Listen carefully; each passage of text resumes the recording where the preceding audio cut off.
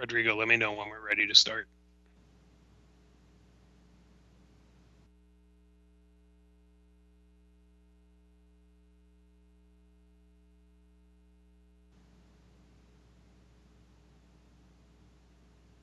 Philip, I think you need to stop presenting on your screen.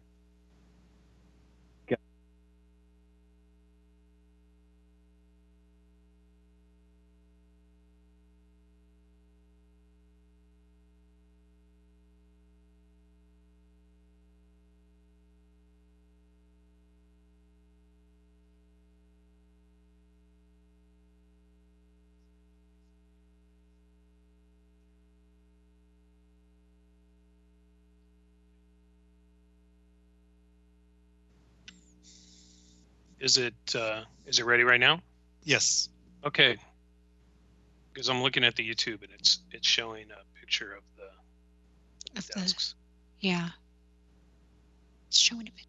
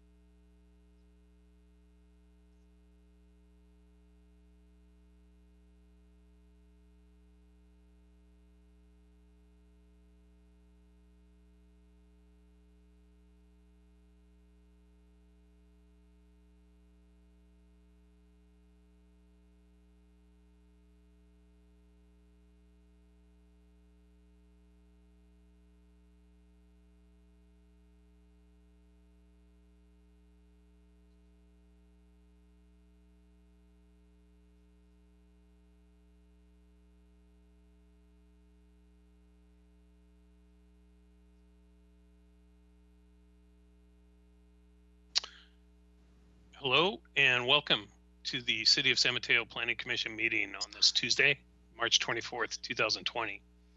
Due to the state of California's declaration of emergency, this meeting is being held pursuant to authorization from Governor Newsom's executive orders. City Council and Commission meetings are no longer open to in-person attendance. Anyone can watch and provide comments remotely in the ways that are described at the end of this agenda, which is posted online. So now I will start with the Pledge of Allegiance.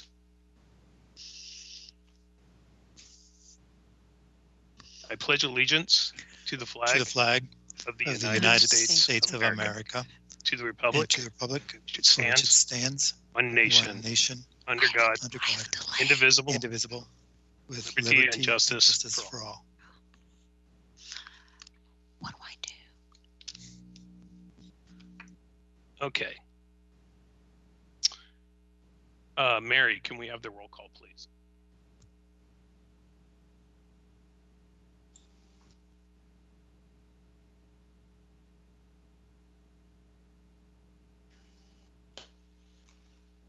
She's on mute. Oh, Mike Etheridge? Present. Chair Etheridge. That's present. Ellen Mallory is excused. John Ebnetter? Present. Ramiro Maldonado? Present. Margaret Williams? Present. Okay, thank you. We'll move to the consent calendar. Agenda item number 1 is for the minutes for the February 25th, 2020 meeting. I was actually excused from that meeting, so I have no comments on the minutes that were provided. Do any of the commissioners have any comments on those minutes? No. No. Okay, can we have a motion? I motion that we approve the minutes from the, what date was that? February 25th. From the February 25th meeting. A second? I'll second it. Okay. Mary, can you take the vote by roll call, please? I will take the vote by roll call. This is Rodrigo doing it. Thank you, Rodrigo. Okay. So, Chair Etheridge. I abstain. Commissioner Ebnetter. Yay. Commissioner Maldonado. Yay. Commissioner Williams. Aye. Okay, the motion passes. 1 abstention, 3 ayes, when excused. Excellent. Okay, thank you. Agenda item 2 on the consent calendar, the Station Park Green Development Agreement Annual Review will be continued until the April 14th, 2020 meeting. So we'll move to agenda item 3, which is the recommendation to the City Council to introduce an ordinance amending the municipal code to modify specified development standards for exempt 100% affordable housing projects located near public transit and subject to AB 1763. Before we go to that agenda item, Mary, do we have any public comment on any items that are not on the agenda?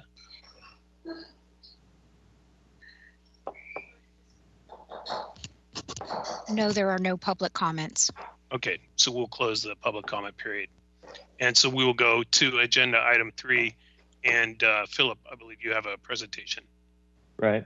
Good evening to the Planning Commission. My name is Philip Brennan. I'm the project planner for this introduction of ordinance regarding the reduced development standards for qualifying AB 1763 projects.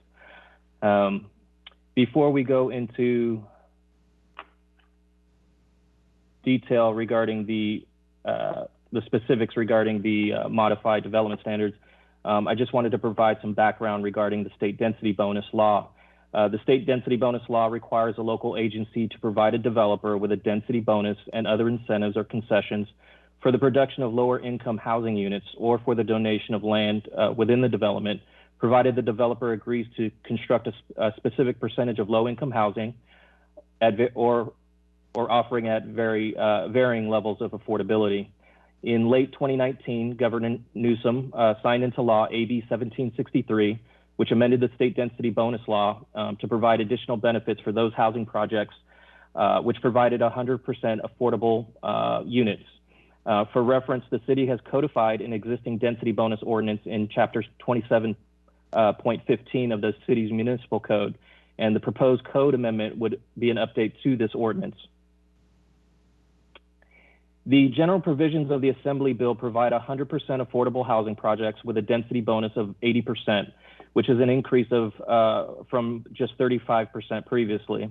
And it also provides 4 incentives or concessions. Additionally, those projects which are located within a half mile of a major transit stop qualify for a height increase of 3 stories or up to 33 feet and a waiver of maximum density controls. It's important to note that the state law supersedes our local zoning code and voter initiatives such as Measure P.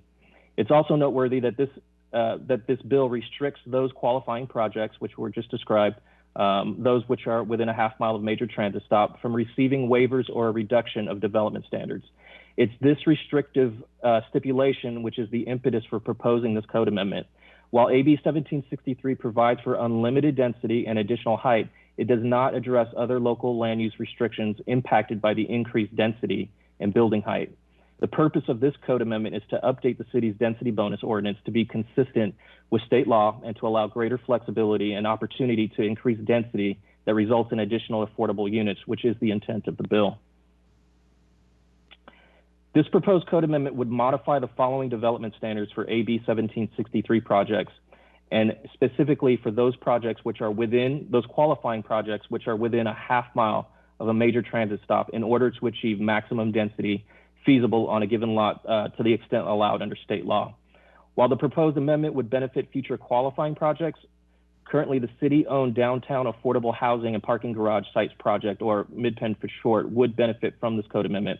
So as we review the 4 indicated development standards, I will inform you how the existing requirements would impact this particular project as proposed. Street wall plane. So the city street wall plane requirement establishes the maximum building height along the street frontage.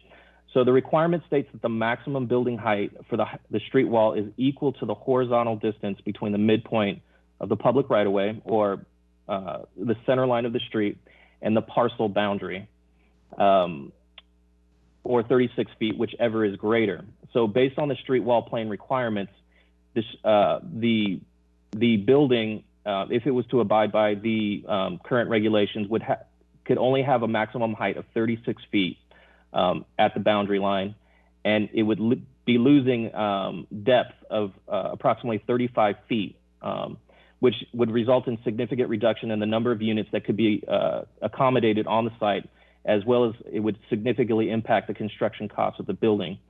So to allow for the increased height and unlimited density provided by this amendment, it would remove the street wall plane requirement so that 100% affordable projects within a half mile of transit could have street wall height that is consistent with the rest of the building height and not be subject to the standard. Residential development standards in the Central Business Support District require at least 80 square feet of private usable space per unit, or common usable space equal to 150% of the private space requirement. Complying with the open space requirement would result in in the loss of units or a significant reduction in other amenities that are designed to serve the residents of the site, including on-site residential services such as homework and tutoring rooms, a fitness room, community rooms, etc. In order to maximize the density and maintain the threshold for usable private open space, the city's private usable open space requirement per dwelling would be reduced to 50%, including for the purposes of determining common usable open space.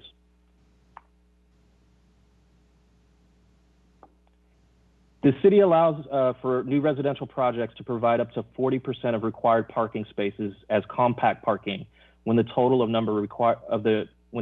the required parking exceeds 100 spaces. So providing for parking spaces is a major cost for most developments, and developable space is limited on infill sites such as this. Allowing for more compact parking spaces would allow for more parking to be built on a smaller footprint. It should be noted that this particular site, the parking garage, is hampered by an easement, which further decreases the amount of usable space given on the lot and to provide parking. But I did want to give an example for the downtown project. The width of the parking garage had to be decreased to avoid intrusion into a railroad easement that I just mentioned. Undergrounding the parking to avoid exceeding the permitted 40% compact stall allowance would be cost prohibitive. To accommodate the 696 spaces, which is comprised of 164 residential spaces and 532 non-residential or public parking spaces in the parking garage, and to allow for more efficient parking layout, this amendment would allow up to 65% of parking to be designed as compact spaces. The city's building line and setback requirements establishes building setbacks based on the location of the adjacent buildings. The requirement states that new construction may have a setback of up to 10 feet for street and side yards, except that new construction must be built up to the property line when a structure on an abutting property on the same side of the street is also built to the property line. I did want to make note that this particular development standard does not restrict density. However, the developer for the Mid-Penn project is seeking additional flexibility of design to maximize the use of the building frontage in order to provide more landscaping around the perimeter, as you can see in this graphic, to soften the look of the residential building, as well as to provide a larger public plaza along 4th Avenue. And so the requested action from staff is to request that the Planning Commission recommend adoption of this code amendment to City Council. And we're available for any questions. Okay, thank you, Philip. Before we go to public comment on this agenda item, did any of the commissioners have any questions for clarification for Philip on his presentation? Yes, I do. Okay. I guess I would like a little bit of clarification from, sorry, I think it was like the second page of your, or the third slide. I guess a little bit of understanding of what exactly is being requested. So if AB 1763 is in effect, are we asking that our, that this code amendment be just put into place just so that we'll be in alignment? And I guess the second part of that question is, if the code amendment does not pass, then doesn't AB 1763 govern anyway? And what are the ramifications of that? I can answer that. So AB 1763 says that projects that are 100% affordable within a half mile of public transit can have unlimited density and can have an extra 3 stories or 33 feet of height. And so we have had an applicant come in that's interested in building a project under AB 1763. But what's interesting is the state law doesn't address some of the development standards that go along with unlimited density and the extra 3 stories in height. And the state law does provide that an applicant can ask for up to 4 incentives or concessions.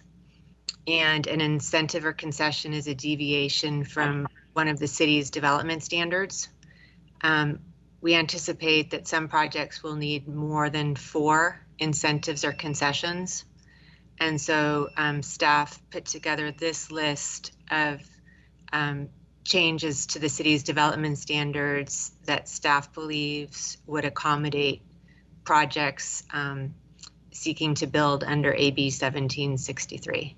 And so if this ordinance were not to be adopted, the state law would remain in effect, and it would say unlimited density, 3 extra stories, and 4 incentives or concessions.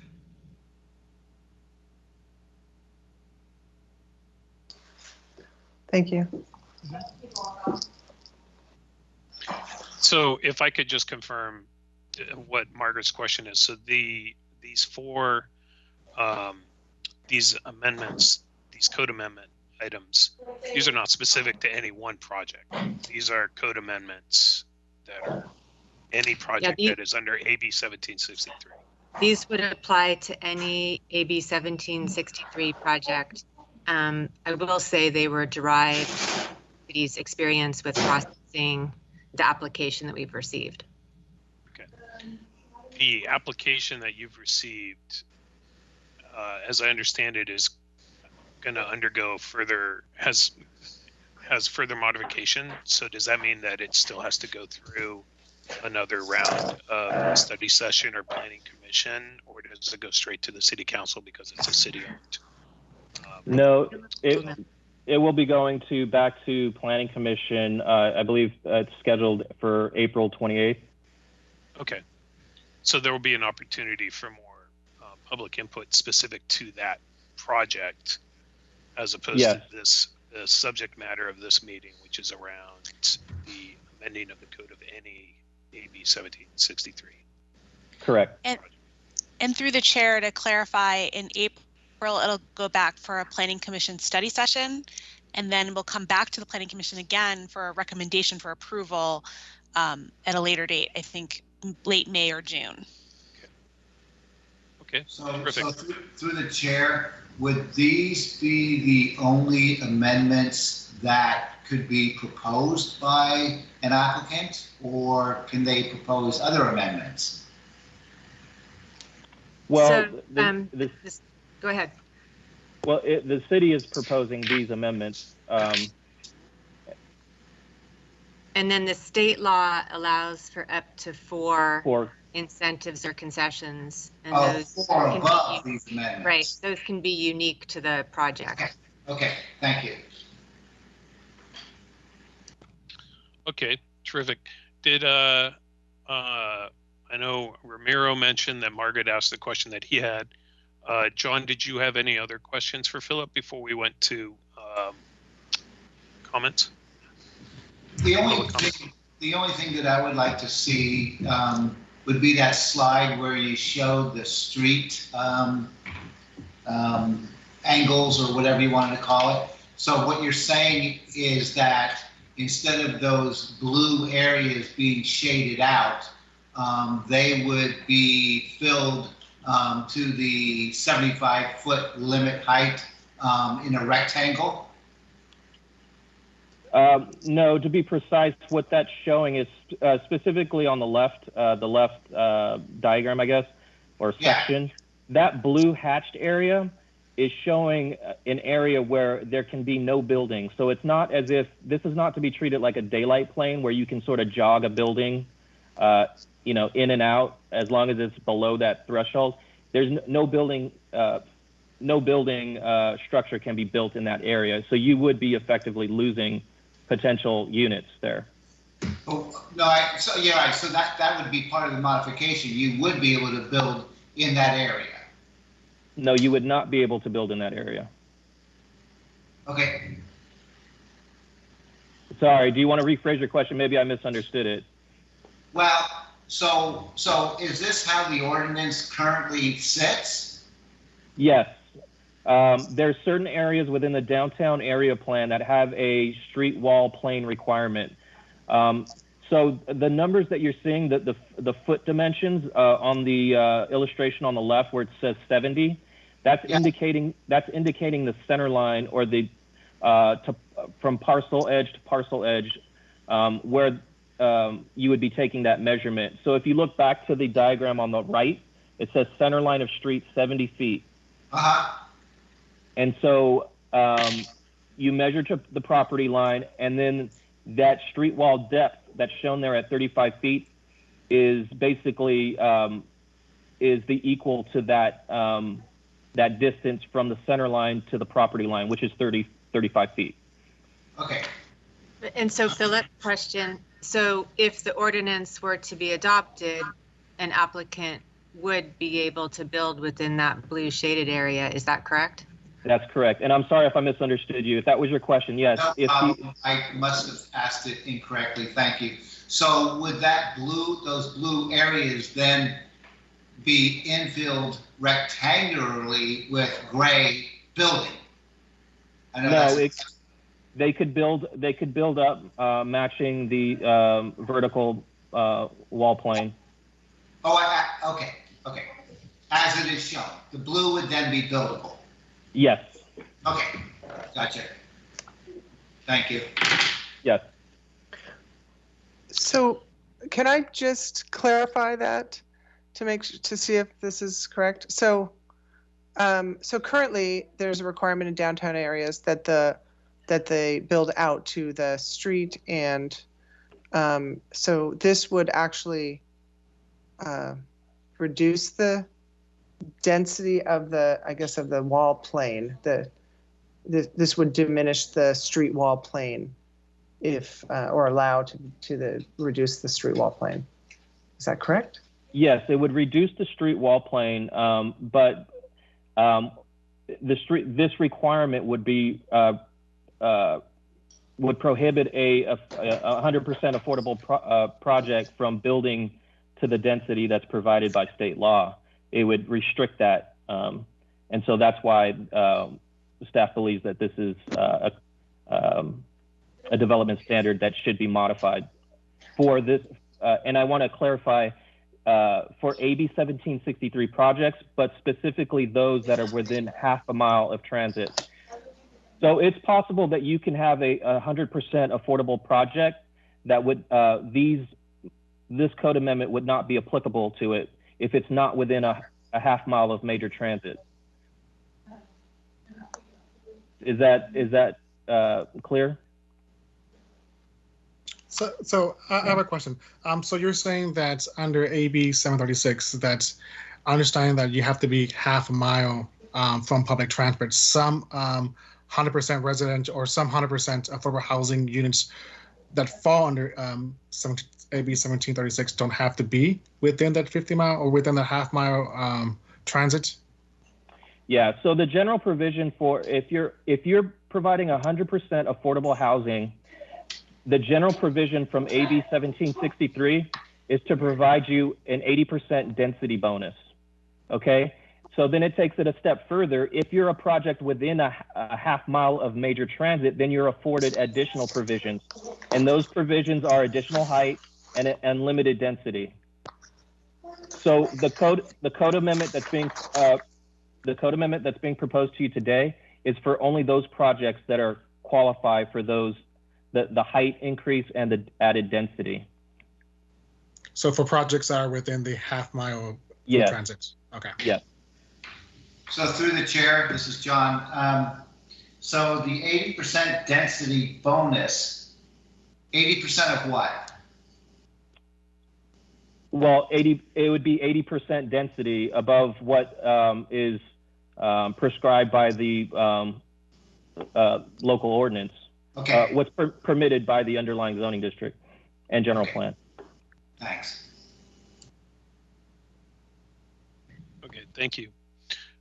I had a question, Philip. So I understand that we modeled, so it sounds like we were using the Mid-Peninsula development to inform some of the proposed modifications to the code. Is that how the 65% compact parking space was arrived at? Was that to spec is how MidPen wants to do it? It just seemed like an unusual number to me.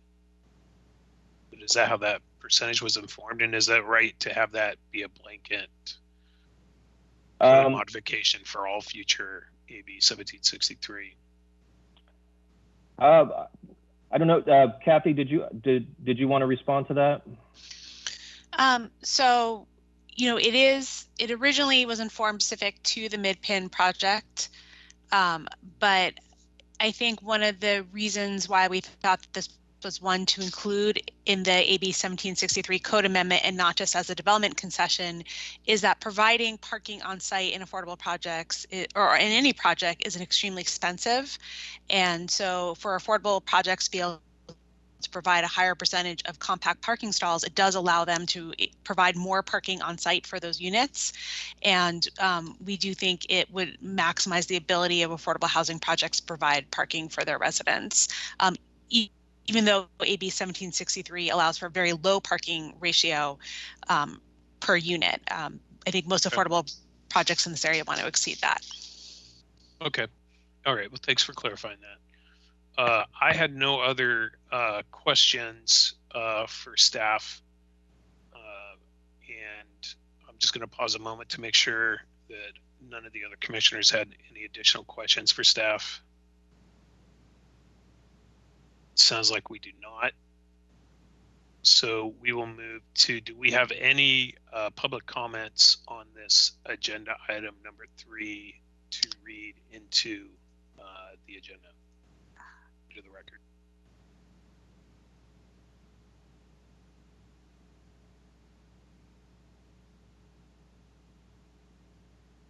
Mary or Rodrigo? There are no comments from the public. Okay. Philip, you might want to stop sharing your screen now. Okay, I do know that we received a letter. We did receive some letters and from the CNA, and I see that one of their specific questions that again wasn't about specifically about the MidPen development, which will have a future study session, but it had a question about AB 1763 and how that impacts the number of parking spaces in the development. And Philip, did you want to speak to that question? Yeah, I don't have the, unfortunately, I don't have the letter in front of me, but how the parking is determined is based off of the prescribed ratio the state law specifies for these affordable housing projects, which are located within a half mile of transit. It mandates that a local agency, city or county, cannot require a parking ratio that exceeds 0.5 spaces per unit. Not to be confused with bedroom, but per unit. So that's how that the parking was determined. Yeah. Okay, and again, I think that's something that would be so we have nothing else to read into the agenda, so we'll close the public comment on this agenda item. And then I know on that specific question that I read, because it was generic about 1763, we'll have an opportunity to talk more about this specific project, MidPen project, in future study session. So with that, do any of the commission, so we'll close public comment. Do any of the commissioners have any final comments on this recommendation, this agenda item, before we go to a vote? Through the chair, I did have one question. The open space requirements, moving it from 80, looking for my notes, the percentage to go from 50%. Was that something that staff recommended that will be the best option to create more density, or is that something that was taken from the language from AB 1376? Yeah, so I think staff's determination is that we're trying to strike a balance between adding increased density for these affordable units and finding a balance with providing amenity areas for the residents themselves. I should note that for example, this Midpen project is very close to providing the open space requirement per existing code. So it's not that they're very far off of the requirement to begin with, but in an effort to provide more units, staff thought for this project and 100% affordable projects in the future, we want to provide them that flexibility to add more affordable units to our housing stock. Okay, thank you. Okay. Any other comments, Commissioner Maldonado? No, I'm good. Okay. Commissioner Williams, any comments or questions? Yes. I mean, I don't know if we're giving our overall comments at this point. We are. So well, I guess we need to treat these 4 items as a group, right? We can't sort of say, I like this one, but I don't like this one, I'm assuming. Yes. Well, I mean, it depends. We can have the discussion. We can discuss how we want to put it up to vote at some point. Okay. Yeah, okay. We'll be voting on a recommendation to the city council. Okay, thank you. So the street wall plane, I guess I feel like that's, I guess that's acceptable. I found that a little bit confusing, but I think that's acceptable. I guess the one area that I really do have comments on actually is the parking. It seems like a minor thing, but I understand that that helps them to get more spaces, which gets more units. But I just think it sounds, it's another constraint on the residents that are going to be living here. And already they're limited. You know, there's always a limited amount of parking. We always think there's not enough. But, you know, affordable housing may be people that need a truck for their work, or need a minivan for their work, or maybe a family. So I just think it's a little bit of an undue constraint on the residents. So I find that to be an odd one, and I don't recommend it. I think the other things make sense. I think the building line and setback does provide the project with more flexibility in terms of design. So that one makes sense to me. Private open space, I don't know, I guess in light of what we're all going through right now, we're, talking about how we need to get out of our houses for some fresh air and all of that. So I'm a little bit hesitant to make any reductions in open space. Again, these are affordable housing units, and to take away, amenities that are kind of basic amenities is a little disappointing to me. So those are my comments. Yeah, well, those are good comments, and I think we should talk about it a little bit because we are going to be voting as a group. How I look at these components of the, cutting the open space requirement by 50%, increasing the compact car rate, by a pretty significant percentage. I guess I look at those as all tools that help, help the developers, make a project like this financially viable, right? Because it is low income housing, it has lower rent, lower income, So that's why, in general, I think that's the concept behind the AB 1763 and the concept behind, making some of those code amendments behind it. So I personally support it. I think that I agree with what Margaret's saying. I think that these are, these are items that the developer has to make sure that they're carefully considering, the types of units and the makeup, the composition of it, so that it's fitting the available parking that they have to the people who are moving in. But my view is that the standards that are presented are pretty extreme in that view, but consistent with the high zoning intention, the higher zoning intention of this AB 1763 for these 100% affordable housing projects. Did any of the other commissioners have a thought on that?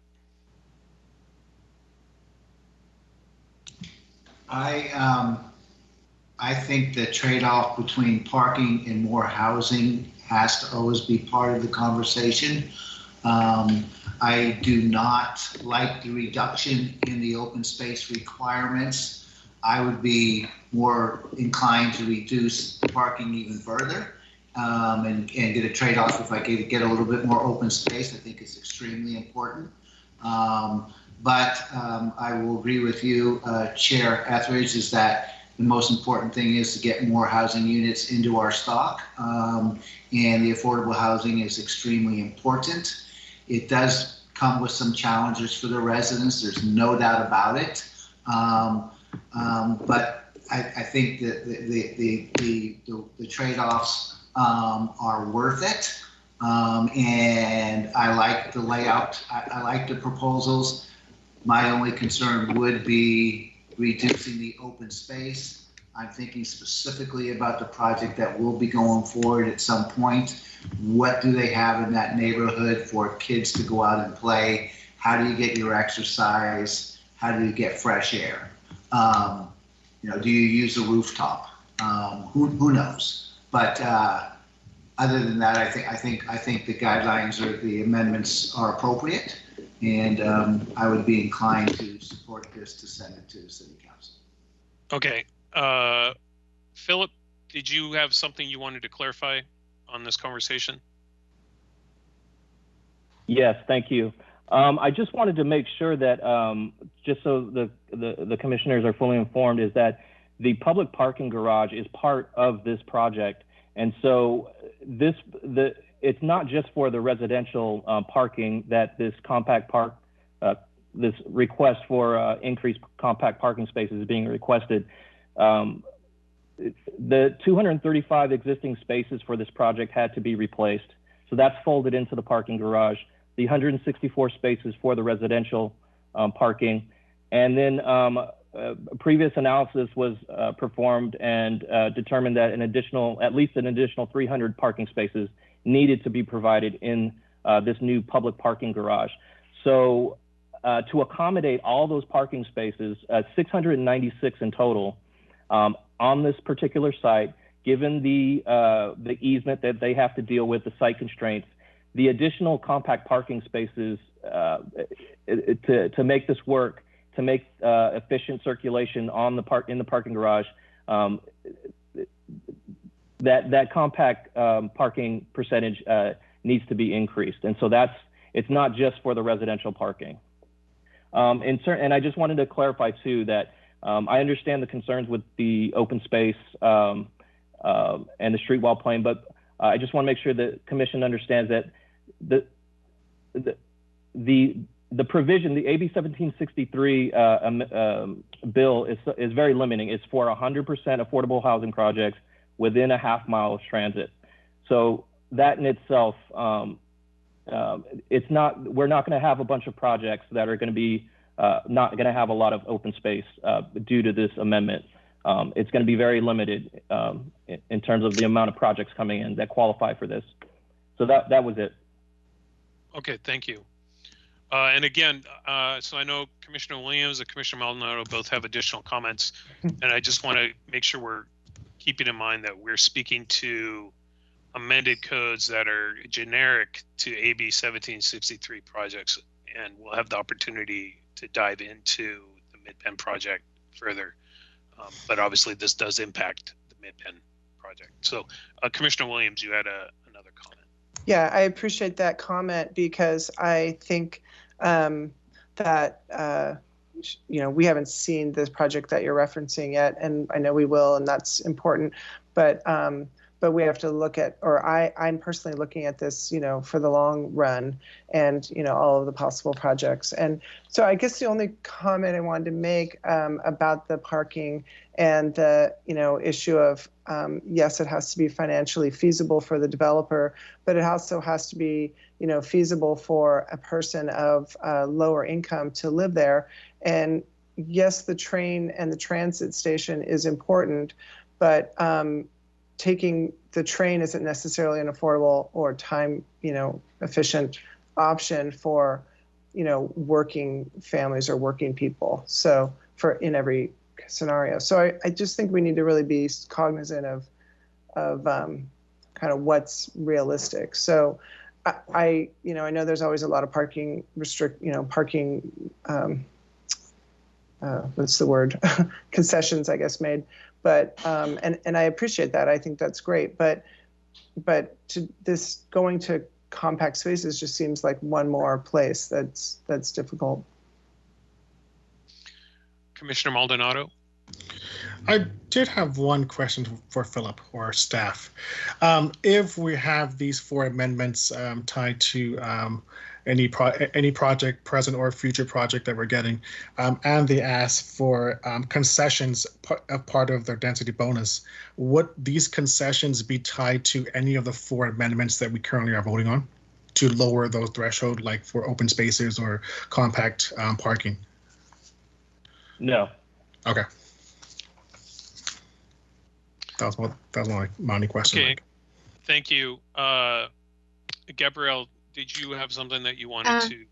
Yeah, I wanted to make sure that the commission had the most recent version of the ordinance. I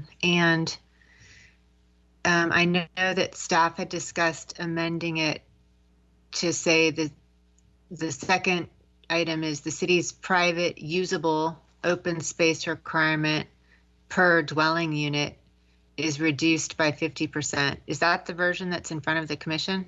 Yes, it said 50%. Okay. And then I know at some point there was some discussion at the staff level on whether the compact parking spaces should be up to 70%. And is that the version that's in front of the commission? Version we have is 65%. Okay. And so Philip, did staff want to propose the 70%, or are we staying with the 65%? I think we need to discuss it further, but I think that we're leaning towards up to 70%. Okay, so if the commission is voting on a recommendation tonight, would they be voting on the language for up to 70% of the total parking spaces? I might propose that we that for our vote we keep it at the 65% for the recommendation, and then it will be at the city council's discretion to revisit that. Okay. And they take it up for formal resolution.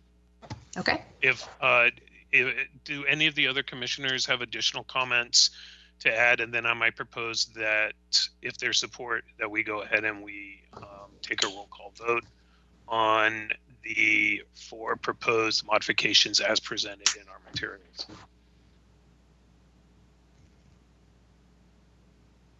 Sounds like we have no other comments from the commissioners, so can we have our roll call vote? Rodrigo. And again, this will be a vote to provide a recommendation to the city council to introduce an ordinance amending the municipal code. So I'm going to actually make a motion to vote to provide a recommendation to the city council to introduce an ordinance amending the municipal code to modify specified development standards for exempt 100% affordable housing projects located near public transit, subject to AB 1763, as provided in our materials on the agenda. If I can have a second. I second that. Okay, can we have a roll call vote? Rodrigo? Yes. Let's see. So, Chair Etheridge, Yes. Vice Chair Mallory's excused. Member Ebneter, Yes. Member Maldonado, Yes. Member Williams, No. Okay. Okay, so the vote is 3 ayes, 1 no, and 1 excused. Okay. Thank you. So we'll close that agenda item. And that is just a recommendation that goes to the city council for city council ordinance. Can we move to reports and announcements? So for staff, we have tentative upcoming public hearings on April 14th. We have the continued Station Park Green Development Agreement Annual Review. And further out for the Planning Commission on April 28th. We have tentatively scheduled the study session for downtown affordable housing sites. The Mid-Peninsula project. Those are currently the 2 upcoming Planning Commission items tentatively scheduled. Okay. Do we expect it to continue to be remote meeting, or we don't know right now? As of this time, we do not know. Okay. Okay. Well, I wanted to just take a moment to say a brief word about Greg St. Clair, a fellow commissioner who sadly passed away on March 10th. He was recognized in a recent city council meeting, but I also want to say a word for this commission about how dearly missed Greg is going to be. He was a good friend, a bright spirit in our city, and he touched many people. So, rest in peace, Greg.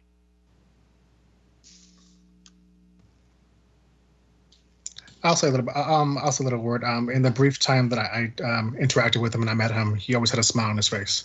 There's an individual that we can call a San Mateo, and I think he was the man of San Mateo. So, rest his soul. I concur with both of you. He was a great guy and will be missed, no doubt. Yes, absolutely. Okay. Well, thank you, everybody. And, I think, thank you, everybody, for your patience and working through this remote. I thought that I thought it went well. And I will go ahead and adjourn the meeting. Thank you. Thank you. Good job. Hammer. Thank you. Thank you. Okay. Bye-bye.